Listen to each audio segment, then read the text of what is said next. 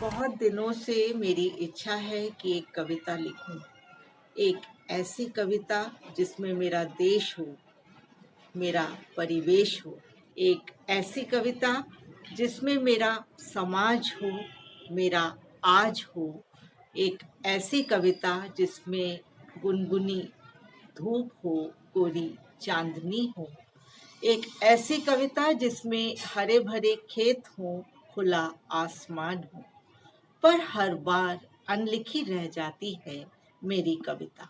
बहुत दिनों से मेरी इच्छा है कि एक कविता लिखूं।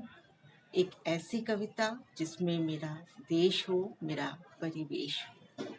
देश, हाँ, शायद इस देश पर लिखी जा सके अच्छी कविता।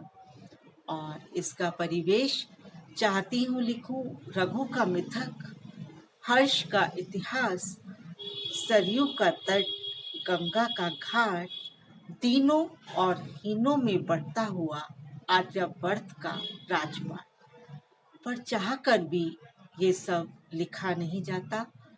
कविता कविता नहीं रहती, चटक जाता है मिथ और दरार पड़ जाती है इतिहास में, जिसमें से झांकता है एक अदत खंडित तिकोन, जिस पर चमचमाता है किसी विदेशी बैंक का गुप्त खाता नंबर, और आता है रथ चक्र घूमता हुआ, जिसके दांतों में फंसी हुई भारत दुर्दशा के रचनाकार भारतेंदु की जुबान अंतिम कपकपाहट में लरजती है।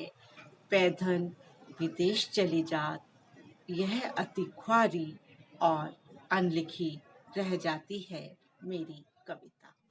बहुत दिनों से मेरी इच्छा है कि एक कविता लिखूं। एक ऐसी कविता जिसमें मेरा समाज हो, मेरा आज हो। समाज, हाँ, कितना सभ्य है, सुसंस्कृत है मेरा ये समाज। और इसका आज चाहती हूँ लिखूं। मगध का उत्थान, लिच्छवियों का गणतंत्र, 1942 का भारत और इकबाल का तराना। पर चरमोत्कर्ष से फिसलता है उत्थान और जा पड़ता है नरक के गर्त में।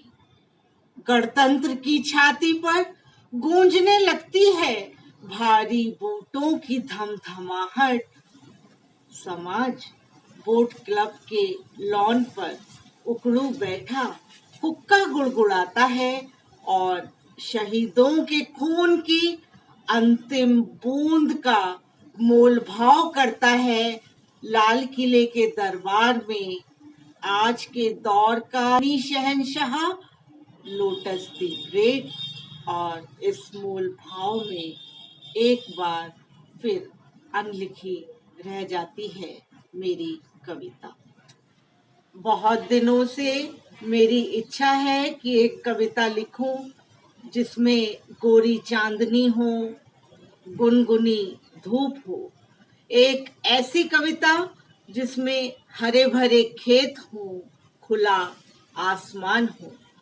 पर कविता लिखने से पहले ही चांदनी को चुरा कर ले गए लंबे कुर्ते और चुस्त पाजामे वाले। धूप ने दम तोड़ दिया भरोसे का भ्रम पैदा करती राजनीति के पंजे तले। हरियाली अब खेतों में नहीं, सावन के अंधों की नजरों में होती है।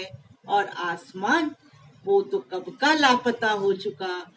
तलाशती हूँ आसमान को तो दिखता है अंधेरा ही अंधेरा, गहन गहवर अंधेरा। सुनाई पड़ती है चीख चिल्लाहट, कोलाहल कोहराम, महसूस होती है बेचैनी, ऊब सुगबुगाहट।